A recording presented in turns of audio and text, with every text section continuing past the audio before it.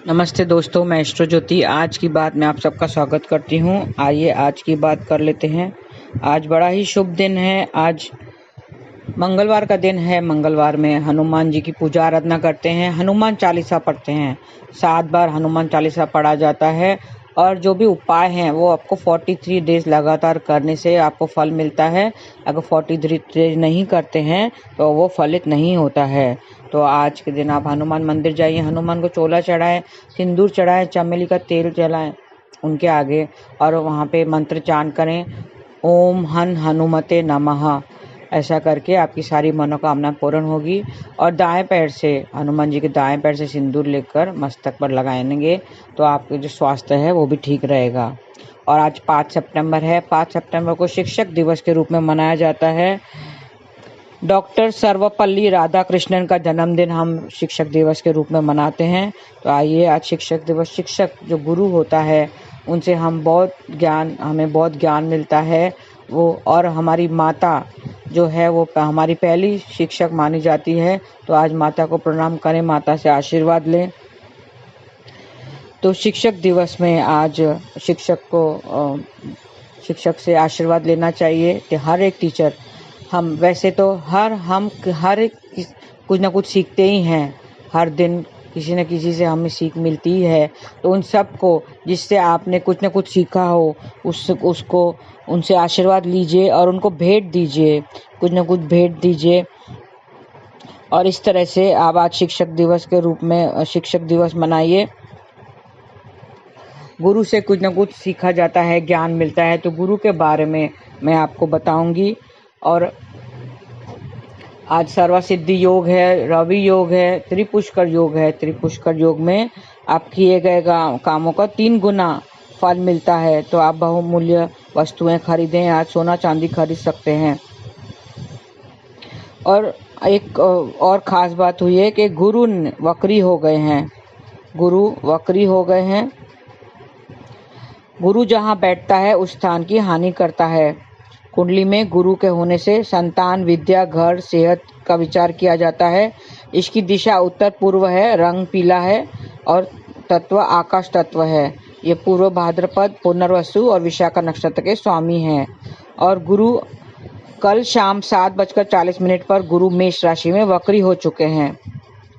आपको याद दिला दूं कि गुरु 22 अप्रैल की सुबह 5:12 पर मेष राशि में प्रवेश किया था और कल शाम 7:40 को ये मेष राशि में ही वक्री हो चुके हैं। मैंने वक्री और मार्गी का संबंध बताया है कि जब पृथ्वी तेजी गति से धीमे चल रहे ग्रह के पास से गुजर जाती है तो ऐसा आभास होता है कि वो धीमे गति वाला ग्रह वक्री हो गया, पीछे की तरफ जा रहा है। लेकिन वैसा होता नहीं है, लेकिन ऐसा आभास होता है कि वो वक्री चल रहा है। तो अभी गुरु भी वक्री हो गया। आपको बता दूं, शनि पहले से ही वक्री होकर बैठा हुआ है और अब गुरु भी वक्री हो गया। तो आपको थोड़ा सा सावधान रहना पड़ेगा, क्योंकि गुरु एक ब्लेसिंग है। गुरु अगर अच्छा होता है तो वो दूसरे जो दुष्ट ग्रह है उसके 100 अवगुणों को माफ कर देता है। तो आपको वो ब्लेसिंग सब नहीं मिल पाएगी, क्योंकि वक्री होने से वो अपने कार्य तत्व उसके नष्ट हो जाते हैं और वो फल नहीं दे पाता है। जो वो देना चाहता है वो नहीं दे पाता है। और 31 दिसंबर की सुबह 8:09 तक वो मेष राशि में ही वक्री रहेगा। इस पे सब राशियों पे कुछ ना कुछ असर जरूर पड़ेगा। तो आप पीले चीज़ों से कनेक्टेड रहिए। गुरु के बारे में मैं कृष्ण कथा में विस्तार से बताऊंगी। और एक बात बता दूं, गुरु जहाँ बैठता है उस स्थान की हानि करता है और जहाँ देखता है उस स्थान की वृद्धि करता है। इज्जत पर आंच नहीं आने देता, उसकी इज्जत बढ़ाता है। वहाँ दूसरी तरफ शनि जहाँ बैठता है उस जगह की वृद्धि करता है। जिस हाउस में बैठा है उसके कार्य तत्व को बढ़ा देता है और जहाँ उसकी दृष्टि जाती है, मतलब जहाँ वो देखता है, उसके कार्य तत्व को नष्ट कर देता है। तो गुरु उसका उल्टा है, गुरु जहाँ बैठा है उसकी हानि करता है। तो सब राशियों में कुछ ना कुछ असर जरूर पड़ेगा। आप पीले चीज़ों से कनेक्टेड रहिए और बाहर जाते वक्त केसर या हल्दी का तिलक लगा के जाएं। गाय की सेवा करें और सर ढक कर जाएं। जहाँ भी जाते हैं सर ढक कर जाएं और बड़ों का आशीर्वाद लें। हमारे बड़ों से आशीर्वाद लेकर ही बाहर निकलें और किसी को घर में बुलाकर भोजन खिलवाएं और छोटी बहनों को गिफ्ट दें। और गणपति की पूजा आराधना करते रहें और विष्णु जी की पूजा आराधना करते रहें। तो ऐसा आप करेंगे, येलो चीज़ों से कनेक्टेड रहेंगे। चने की दाल हो सके तो धर्मस्थल पर आप दान कर सकते हैं, चने की दाल दान कीजिए। और थोड़ा सा संभल के रहना है, 31 दिसंबर तक वो वक्री रहेंगे। तो ये थी आज की बातें। अब आते हैं थोड़ा सा आगे बढ़ के गुरु के बारे में हम थोड़ा सा जान लेंगे। गुरु क्या है, गुरु ग्रह बृहस्पति ग्रह क्या है, हम जान लेते हैं कि हम गुरु मतलब 5वें ग्रह की बात कर रहे हैं, बृहस्पति जिस दिन, और उसका दिन है गुरुवार। तो हम उस बात करेंगे कौन सी गतिविधियां हमको गुरुवार को करना चाहिए। बृहस्पति का संस्कृत नेम गुरु है, जिसका अर्थ है शिक्षक। तो गुरु ग्रह ज्ञान का प्रतिनिधित्व करता है। यह ज्ञान, दूरदर्शिता और धार्मिकता का प्रतिनिधित्व करता है। पता है गुरु हमें ज्ञान देता है। हमें आज शिक्षक दिवस है तो गुरु को हमें प्रणाम करना चाहिए, उनसे आशीर्वाद लेना चाहिए। अगर हमारे गुरु मजबूत हैं कुंडली में, तो हमारे पास हमेशा धर्म का मार्ग, सत्य का मार्ग को चुनने की वृद्धि होगी। जीवन के प्रति हमारा दृष्टिकोण आशावादी रहेगा और हम अपनी सभी समस्याओं का समाधान हमेशा ढूंढ पाएंगे। गुरु ग्रह की ऊर्जा हमें हमेशा एक बुद्धिमान शिक्षक की तरह सकारात्मक मार्ग की ओर ले जाती है। जब हमारे पास गुरु ग्रह का आशीर्वाद होता है तो हम हमेशा नई चीजें सीखने और उन्हें ज्ञान को बढ़ाने के लिए उत्साहित रहते हैं। एक मजबूत गुरु एक सफल विवाहित जीवन और स्वस्थ बच्चों को भी सुनिश्चित करता है। स्वास्थ्य के मोर्चे पर यह हमारे पेट और लीवर के स्वास्थ्य को बढ़ावा देने की मदद करता है। अगर खराब है, गुरु खराब है, तो हमारे लीवर को इफेक्ट करेगा और पेट मतलब मोटापा वगैरह दे सकता है। डायबिटीज भी गुरु के वजह से ही होता है। एक कमजोर बृहस्पति अंग वृद्धि, मोटापा और कानों से संबंधित बीमारियों का कारण बन सकता है। अंग वृद्धि मतलब वो हमेशा सेल को बढ़ाता है, मल्टीप्लिकेशन करता है। जहाँ भी अगर गुरु खराब बैठा हुआ है तो वो मल्टीप्लाई करता है, जैसे सेल को मल्टीप्लाई। तो कैंसर वगैरह भी एक गुरु ग्रह के खराब होने की वजह से ही होता है। आइए जान लेते हैं कि उस सरल तरीकों के बारे में जिनमें से हम बृहस्पति की कृपा प्राप्त कर सकते हैं। बृहस्पति पीले रंग के साथ जुड़ा हुआ है, इसलिए बृहस्पति से आशीर्वाद लेने के लिए हमें प्रत्येक गुरुवार को केसर या चंदन का तिलक करना चाहिए। बृहस्पति को मजबूत करने का एक अच्छा तरीका है। दूसरा तरीका यह है कि जरूरतमंद बच्चों को तो किताबें, पेन, पेंसिल बॉक्स आदि दान दें, या फिर आप उन्हें पढ़ा भी सकते हैं। आप पढ़ाने का काम कर सकते हैं, शिक्षक बन सकते हैं, या बच्चों को, छोटे से बच्चों को किताबें वगैरह दान करें। जो भी ज्ञान से जुड़ी हुई चीज़ें हैं वो दान कर सकते हैं। यदि आप दूसरों के जीवन में ज्ञान और शिक्षा को बढ़ावा देने के लिए प्रयास करते हैं, विशेष रूप से गुरुवार के दिन, तो आप गुरु ग्रह की ऊर्जा से धन्य होंगे। चूँकि बृहस्पति सबसे बड़ा ग्रह है, इसके लिए हम सब अक्सर घर के बड़ों से जोड़ते हैं। अपने बड़ों और शिक्षकों का सम्मान करने से भी हमारे बृहस्पति में सुधार हो सकता है। अगर आपका थोड़ा सा खराब है, बुरे भाव में बैठा हुआ है या राहु केतु से कनेक्टेड है, तो हमेशा बड़ों का सम्मान करें, अपने माता पिता और बड़ों का, गुरु का आदर करें। गुरु, मंदिर और गाय की सेवा करते रहें, बड़ों का आशीर्वाद लेते रहेंगे तो आपका गुरु ग्रह मजबूत होगा। और बृहस्पति द्वारा शासित दिन के बारे में मैं थोड़ा बता दूं कौन सी गतिविधियां हैं जो आप गुरुवार को करने से आपके गुरु ग्रह प्रबल हो जाएगा। इस दिन अनूठी ऊर्जा को दोहन करने से हमारा गुरु क्या क्या कर सकता है, आइए इस गतिविधियां थोड़ी सी जान लेते हैं। आत्मजन, जिसका अर्थ है हमारे बच्चे, तो हमारे शिक्षकों के साथ गुरुवार का दिन हमारे बच्चों के लिए भी है। इसके लिए अगर हम अपने बच्चों के लिए चीज़ें खरीद रहे हैं, खासकर ऐसी चीज़ें जो उनके अपनी पढ़ाई और कैरियर में बेहतर करने में मदद करेंगी, तो गुरुवार का दिन खरीदने के लिए सबसे अच्छा दिन है। इसके अलावा विश्वविद्यालयों में उच्च शिक्षा के लिए आवेदन करना, परीक्षा फॉर्म भरना, कैरियर से संबंधित महत्वपूर्ण निर्णय लेना और मूल रूप से ज्ञान के क्षेत्र में संबंधित गतिविधियों को गुरुवार के दिन सब करना चाहिए। वो सबसे अच्छा दिन है। मान लीजिए कोई शिक्षक है जो सप्ताह में सिर्फ एक बार अपने बच्चों को पढ़ाने आता है, तो आपको यह सुनिश्चित करने का प्रयास करना चाहिए कि गुरुवार का दिन वह है जब वह आपके बच्चों को पढ़ाने के लिए आता है, क्योंकि गुरुवार की ऊर्जाएं ज्ञान को बढ़ाती हैं। आगे कहा गया है स्वर्ण कोश स्थलम। स्वर्ण अर्थात यदि आप सोने में निवेश करना चाहते हैं तो गुरुवार का दिन उत्तम है। वास्तव में यह सभी प्रकार के निवेशों के लिए अच्छा दिन माना जाता है, जैसे शायरी, स्टॉक, म्यूचुअल फंड, शेयरों में, स्टॉक में, म्यूचुअल फंड, एफडीज आदि में निवेश, भूमि और संपत्ति में निवेश मंगलवार को किया जाना चाहिए।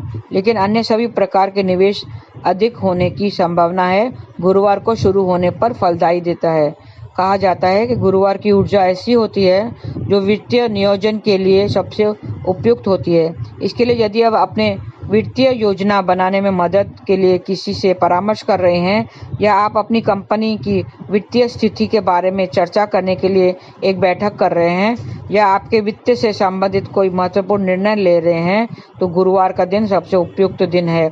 और यह होगा सुनिश्चित करें कि आप गुरु ग्रह के ज्ञान का दोहन करके बुद्धिमानी से निर्णय लेते हैं। इसके बाद कहा जाता है कि गुरुवार का दिन वस्त्र और वाहन खरीदने के लिए उपयुक्त है, जिसका अर्थ है कि गुरुवार के दिन कपड़े और वाहन खरीदने के लिए सबसे अच्छा दिन है।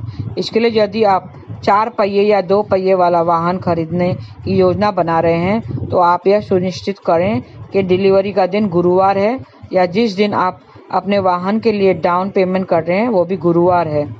आगे कहा गया है कि सद्गुण सद्गति तप श्राद्धम। इसका अर्थ है कि गुरुवार का दिन साधन के लिए उत्तम है।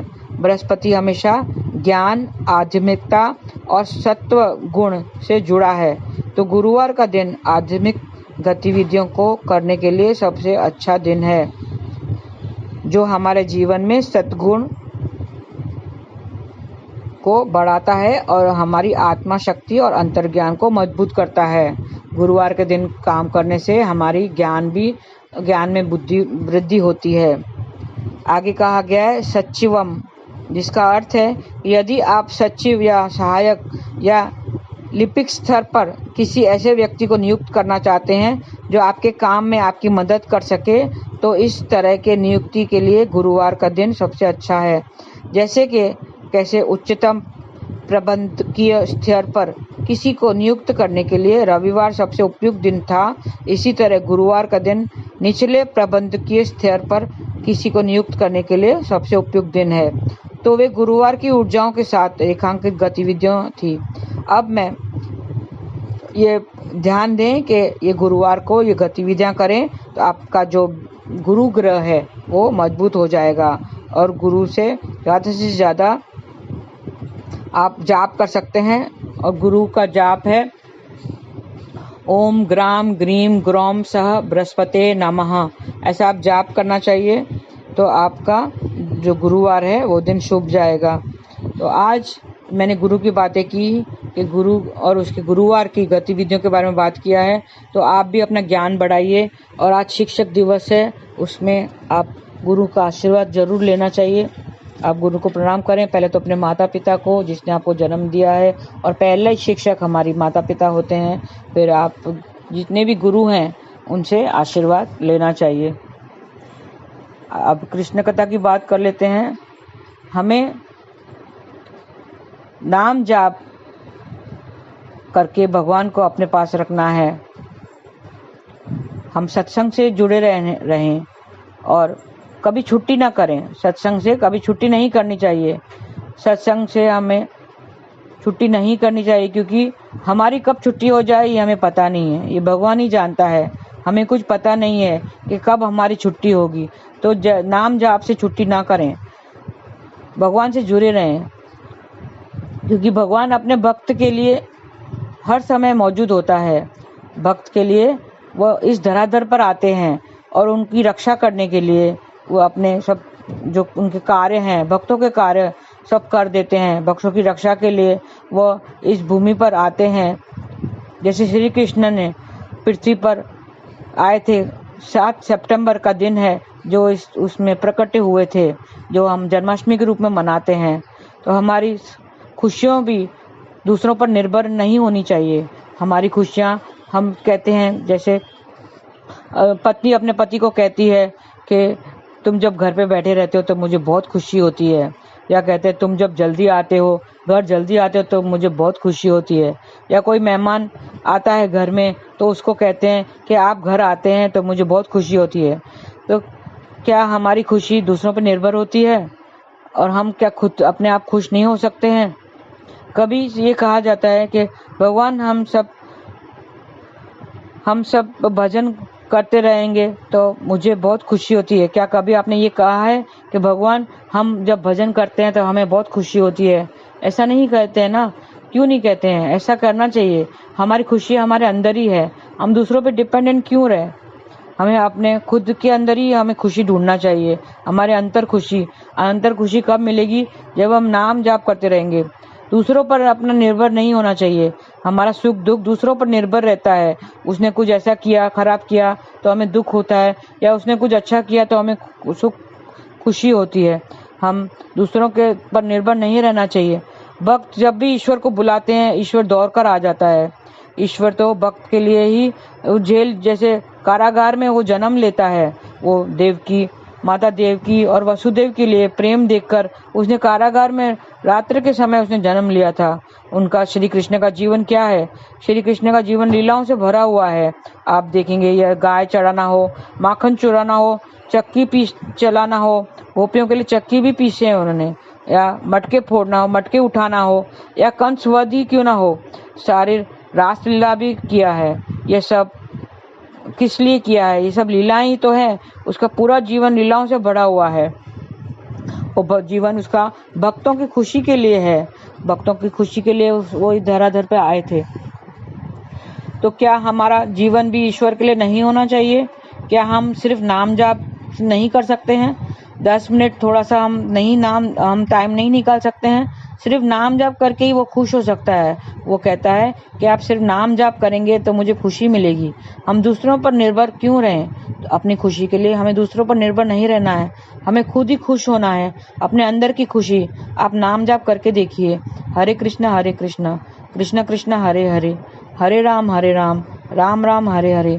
ऐसा करेंगे तो प्रभु हमारे अंदर ही हम प्रभु के दर्शन कर पाएंगे और वो हमें खुशी देगा, आनंद का एहसास करवाएगा। आज के दिन जो शिक्षक दिवस है, आज अच्छे काम करो। आज त्रिपुष्कर योग भी है। अगर अच्छा काम करेंगे, दान पुण्य करेंगे, किसी को भोजन कराओ, दान दो,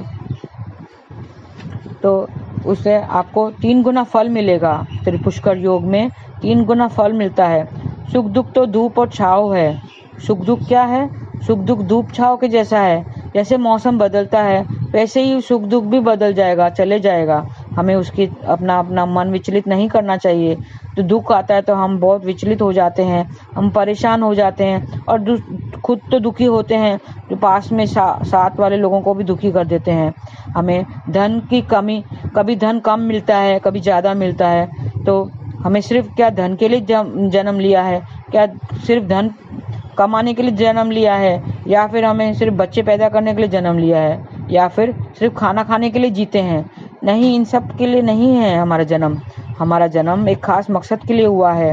वो हमें ढूंढना है, हमारा मकसद, हमारा लक्ष्य क्या है।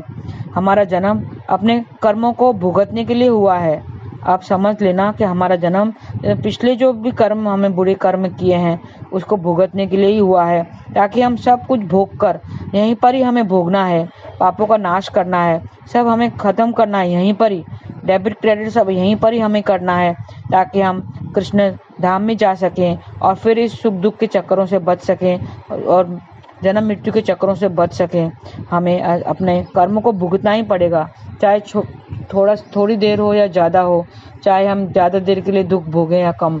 हमें सुख और दुख हमें भुगतना ही पड़ेगा, हम उससे छुटकारा नहीं पा सकते हैं। हमें नाम जप करते रहना चाहिए तो दुख का आभास नहीं होगा और हमारा जो कष्ट है सब निपट जाएगा, हम पापों से छूट जाएंगे। तो आइए हम सब नाम जप करें। और कृष्ण का जन्मदिन है 7 सितंबर को, जन्माष्टमी, हम धूमधाम से मनाएं, हर्षोल्लास से मनाएं और नाम जप करते रहें। हरे कृष्ण कृष्ण कृष्ण हरे हरे, हरे राम राम राम हरे हरे। ऐसा करके हम अपना जीवन सफल कर लेंगे। आज के लिए इतना ही। धन्यवाद। आपका दिन शुभ रहे। हरे कृष्ण।